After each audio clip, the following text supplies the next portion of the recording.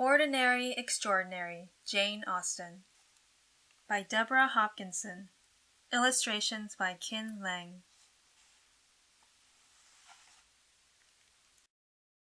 For what do we live, but to make sport for our neighbors, and laugh at them in our turn? Jane Austen, Pride and Prejudice.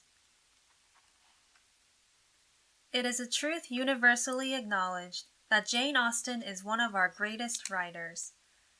But it might surprise you to know that Jane lived a simple life. She wasn't rich, or even very famous in her time. In fact, if you'd met Jane when she was a girl, you might not have noticed her at all. She was sometimes awkward, and a little shy, especially when company arrives. But even then, clever Jane was always watching and listening, and smiling to herself at the foolish things people sometimes did and said. Jane had plenty of people to observe right in her own home. Jane and her sister Cassandra were the only girls in a house bursting with 6 boisterous brothers, plus packs of boys who came to live and study at their father's boarding school. It was like growing up inside a story full of fascinating and noisy characters. Families back then made their own fun, and the Austens were never bored. They played word games, cards, and charades. Jane was especially good at shuttlecock and cup and ball. Of course, everybody loved to dance, and in the evenings the children listened, mostly, while their father read aloud. Each December, Jane's family turned their old barn into a theater, staging well-known dramas and comedies, Jane's favorites, to entertain their friends and neighbors. Jane loved painting sets, creating costumes, and making stories come to life. There were plenty of stories for her to read, too. Her father's great library boasted 500 books, almost all of them by men.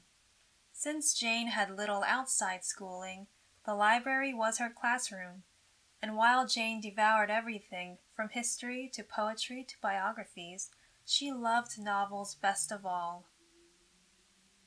Even as a young girl, Jane was a reader who knew exactly what she liked, and precisely what she didn't. So it's no surprise that when Jane was 12, she began to scribble her own keen observations and sharp, wry comments into the margins of books. Jane had such fun writing, she began to pen little plays and stories to make her family laugh out loud. And when her older brothers went away to college and the sea, Jane sent witty letters to keep them smiling far from home. Jane's father believed in her talent. He bought her 3 special notebooks, and later a fine mahogany writing box, so Jane could carry her work wherever she went. While their brothers journeyed far to make their mark in the world, Jane and Cassandra stayed home.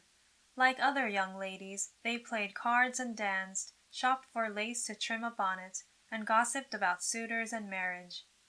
Sometimes Jane even fell a little bit in love herself.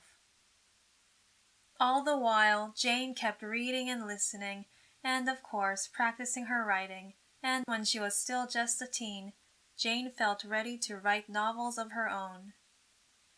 Now, the most popular novels in Jane's time were adventures and romances, with gallant heroes rescuing fair, fainting heroines from dark, gloomy castles, and, of course, despicable, dangerous villains. But Jane wanted her books to hold up a mirror to the ordinary world, so readers could recognize and laugh at themselves. So Jane went her own way, inventing a new kind of story about real people and sisters like Cassandra and herself, who longed to follow their dreams. And that is exactly what she did. By the time she was 21, Jane had written 3 novels. Jane's proud father sent one to a publisher, which, alas, turned it down. But Jane was a writer who didn't give up. Like an artist using a fine brush, Jane kept working to make her stories better and better until each word was perfect. At long last, another publisher said yes. During her lifetime, 4 of Jane's 6 major novels were published without her real name, which was sometimes the custom then. The title page simply read, "By a Lady." But everyone was curious to know who this talented lady was, and Jane's secret soon leaked out. Jane didn't mind. She rather liked being known as an author. And so, although Jane died when she was only 41, she lived long enough to achieve her dream.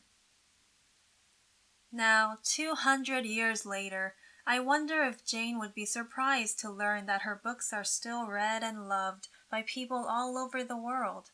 Maybe. Then again, maybe not. For perhaps there was a moment when young Jane stood alone in her father's grand library, with the works of great men all around her, and said to herself, "I can do this. I can do even better. I will write about the ordinary world in the most extraordinary way." That, dear reader, is exactly what she did.